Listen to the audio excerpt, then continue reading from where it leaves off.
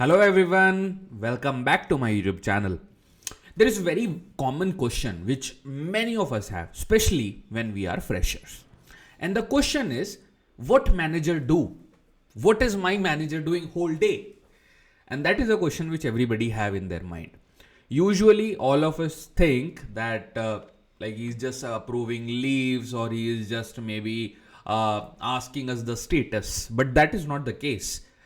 And this video is not something I'm making because I want to protect all the managers, but I wanted to actually let you guys know so that you can understand. Eventually, with years of experience are increasing for all of you, you are also going to be a manager only. So, what are the expectations the company will have from you once you will be a manager or a tech lead or a project manager or a scrum master? These are kind of similar roles. I would say there is a difference in Scrum Master role sometimes, but in many service based companies like Infosys, TCS, Wipro, L&T, and so many other ENY, Deloitte, all these are service based. So they have like similar kind of structure for the project managers and service managers. Now let's start with some pointers which I actually prepared after thinking for a very long time that what could be the metrics which I should let all of you know so that you can be aligned what you need to learn. So number one, I will bifurcate the metrics into subparts. Okay. So the first part is always about the management of the deliveries. Now, whatever the delivery in your team you have, let's say you are a manager of like 10 people. Every person is working on one process, for example. So total 10 process are there in that team. Now you are answerable for all those 10 process. People usually think that I am working on this, every escalation comes to me. It doesn't work like that. Things are always coming from backwards to your manager. He is the one who is answerable if anything is not going smooth. Okay. So the first part of this point number one, which is like management of delivery. Under this, I have couple of pointer. Under this management of delivery, the first point is about operations management. What is operations management? Now, workload of all the resources. How's the workload? Like, is there an imbalance in the team? So basically to update the balance in the team so that everybody have a equal workload, that is the responsibility of a manager. Number one. Then escalation management. If any escalation is happening, to drive it in a correct way, asking the resource that what was the issue, if the issue was justified, so letting the client know that because of this issue this thing went wrong, and if there is a issue in the performance of the resource, then you need to make sure as a manager that you are addressing that or you are helping the resource so that next time it's not happening. And if the issue is recurring, like this resource is keep on doing these escalations, then it's your responsibility to let the higher management know that this person is not able to do things very nicely. Okay. Then future pipeline discussion. What is that? Like there is a work in every team, but always there are alignment that new work will be coming to the team.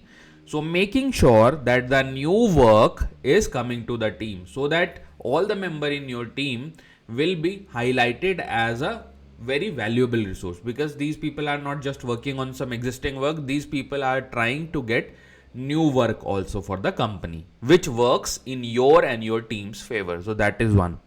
Then documentation and all the compliance related things, I would say. Whatever you want to do from compliance perspective, let's say in your company, people are not swiping the cards. They're trying to tailgate. Like some of them don't wear ID cards on the floor, which is mandatory. Or some of the people are trying to use any specific medium like pen drive inside the office. All these are part of compliance. You should not carry a camera like a big camera, DSLR and etc. inside the office.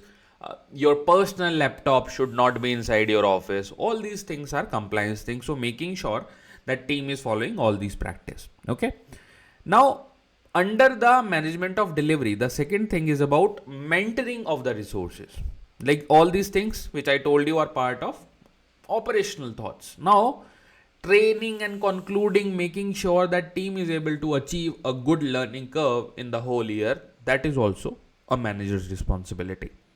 If a manager is not doing it, you can ask your manager that I want to do some trainings. That can be very much sustainable if you ask that. It's not like that your manager will say that you are not able to work, so there can be no training for you. You are somewhere an asset for the company. So if you are willing to learn something new for the company, then you should get a help. Okay. Then managing all the client related meetings, leading all the meetings, every stakeholder meeting if you're working with a peer. So in industry, there are different sort of lingo which we use, right? Client, stakeholder, peers, or so many others will be there. But ultimately, you're working for some other person. That person is the person who I'm referring as a client here. Then there is a different metrics that talks about like the management of people and overall governance of the team.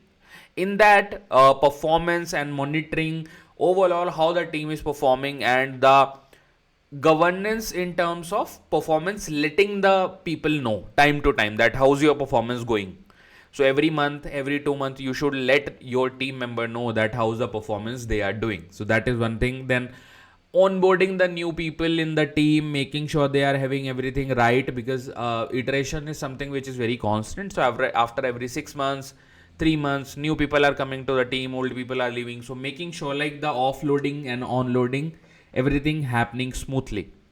Then there is one more very important responsibility, that in your team there are constant improvement in terms of the delivery you have, or in terms of the work you have. All those work are limited. Now getting new work, making sure time to time that new works are getting automated, so making sure that the automation is happening at a good pace, that is the responsibility again of a manager, that the automation should be increased within the team, and he should be able to find an opportunity in the team that where I can pitch in the automation. So these are the again rule. And also sometime working on the hands-on project also for a manager. He should own some of the process within the team, so that team also feel motivated that I do have a technical manager. Then making sure of the learning and self-learning that I already covered, and client call, end-to-end work related or automation related, the leader should be your manager.